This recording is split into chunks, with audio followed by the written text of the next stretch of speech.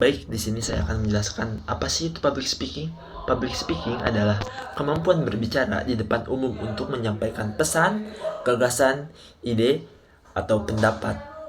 Public speaking merupakan keterampilan yang sangat penting dan berharga di era saat ini.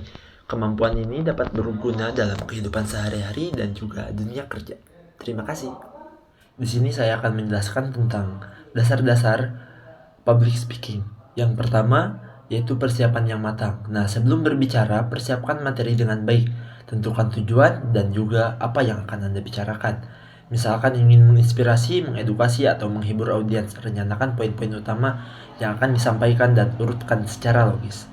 Lalu kedua ada kenali audiens. Nah, pahami siapa yang akan mendengarkan kamu.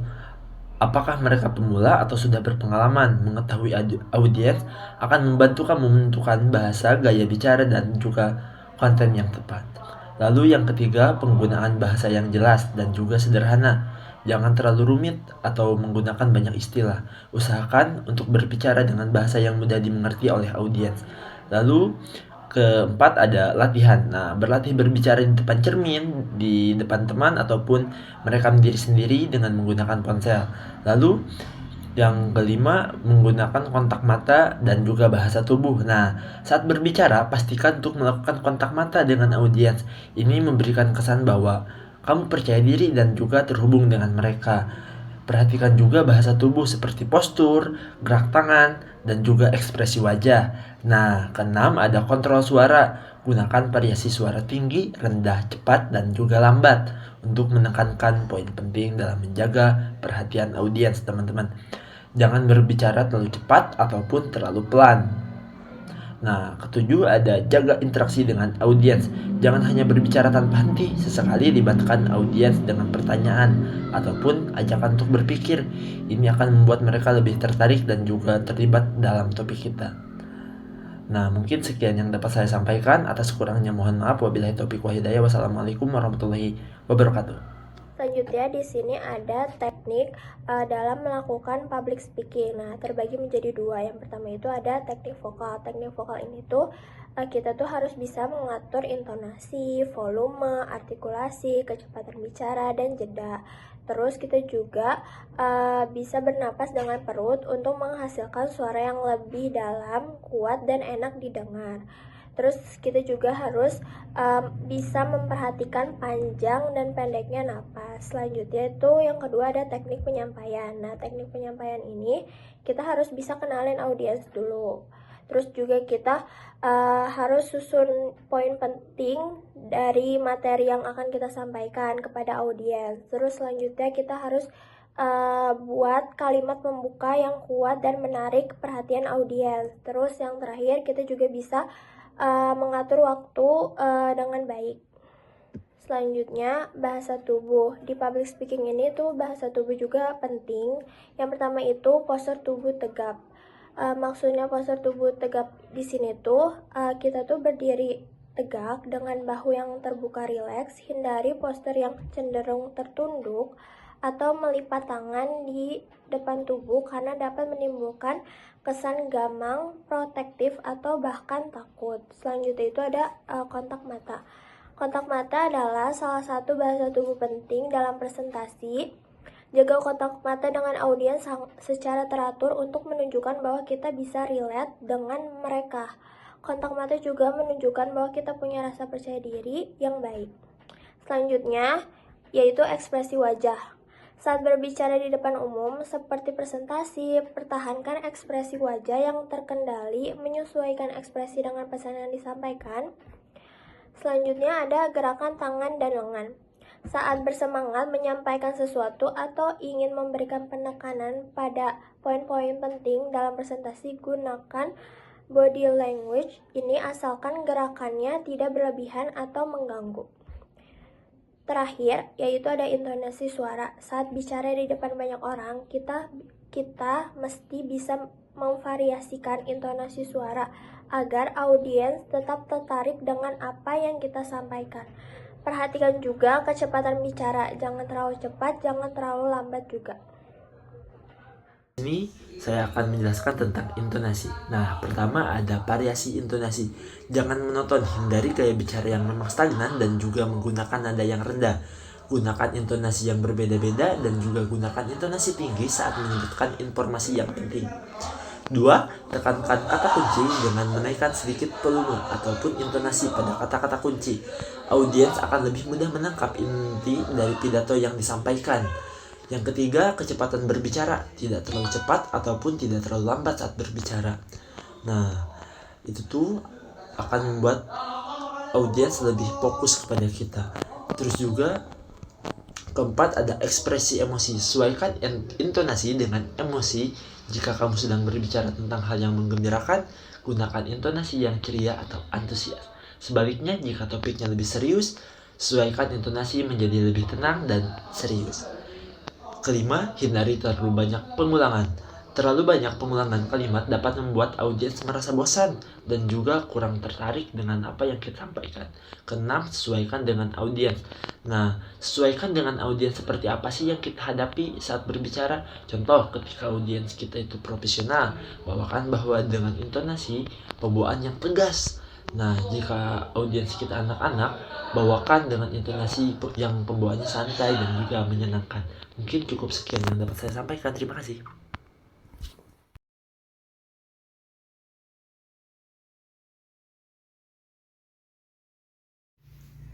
Leadership atau kepemimpinan adalah kemampuan untuk memengaruhi dan mengarahkan orang lain dalam mencapai tujuan bersama.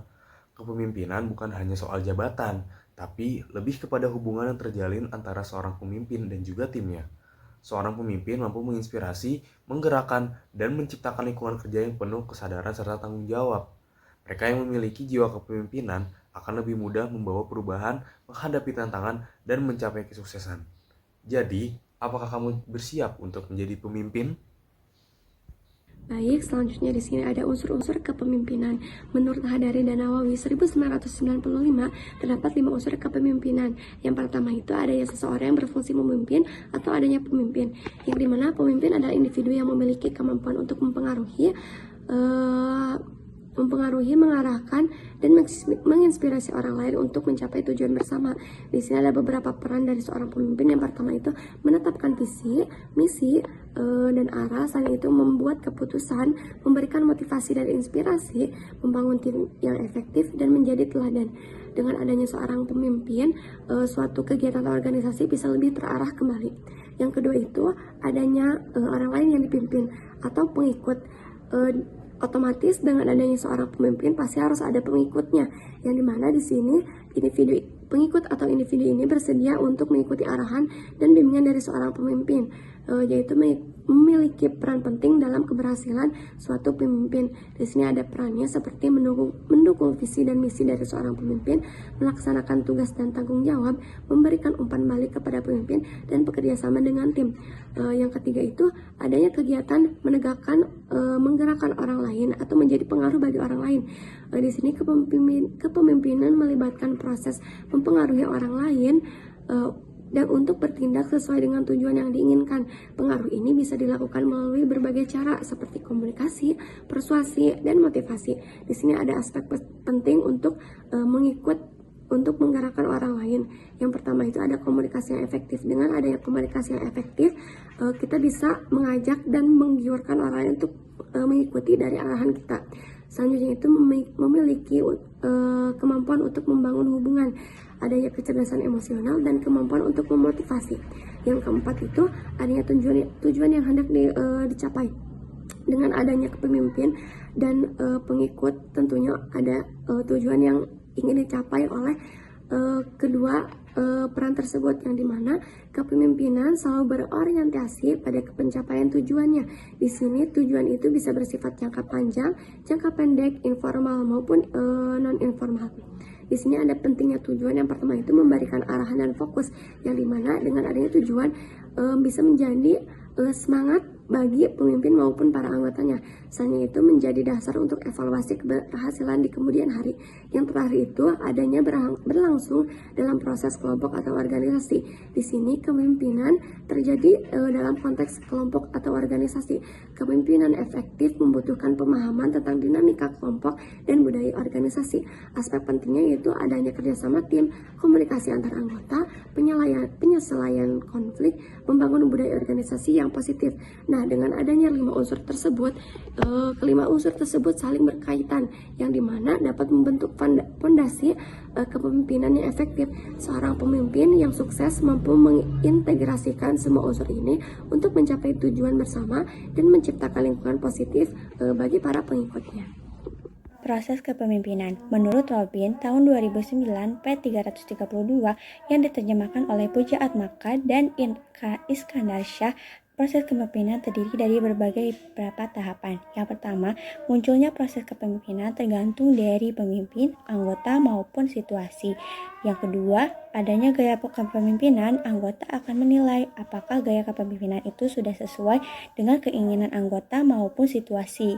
Dan yang ketiga, apabila gaya kepemimpinan sudah sesuai dengan keinginan dari anggota, maka kinerja yang akan dihasilkan akan baik. Sebaliknya, jika gaya kepemimpinan yang diterapkan oleh pemimpin itu tidak sesuai dengan yang diinginkan oleh anggota, maka hasil kinerja yang dihasilkan akan kurang baik.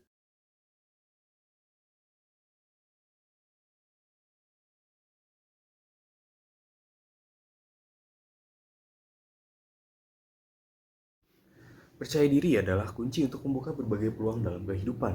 Dengan percaya diri, kita mampu menghadapi tantangan, berkembang, dan meraih kesuksesan. Berikut adalah beberapa manfaat yang kita dapatkan nih dengan meningkatkan rasa percaya diri. Yang pertama, berani menghadapi tantangan. Percaya diri membuat kita tidak takut untuk melangkah, meskipun menghadapi berbagai rintangan. Kita akan lebih siap menghadapi tantangan dengan sikap yang lebih positif. Yang kedua, mengembangkan kemampuan diri. Saat kita percaya pada kemampuan sendiri, kita terdorong untuk terus belajar dan mengasah keterampilan. Ini akan membantu kita tumbuh dan menjadi lebih baik setiap harinya. Yang ketiga adalah memaksimalkan potensi dan menerima kekurangan.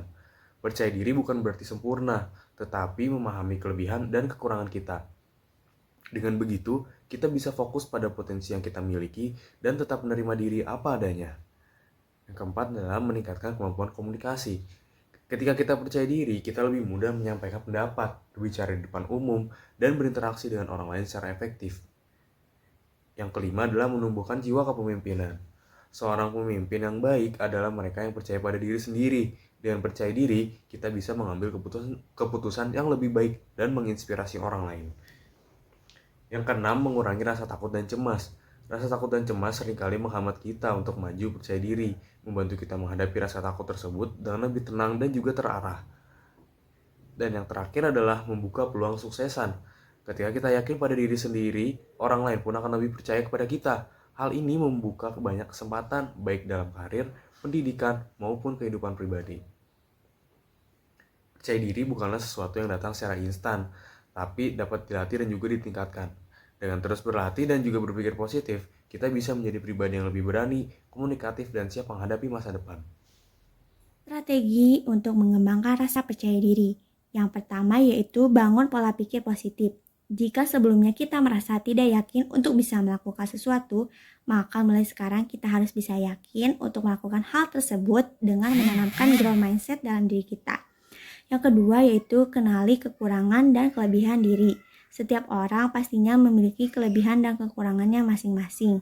Setiap orang juga pasti pernah mengalami kesalahan dan tidak ada orang yang benar-benar sempurna. Yang ketiga, fokus pada langkah atau perubahan yang terjadi.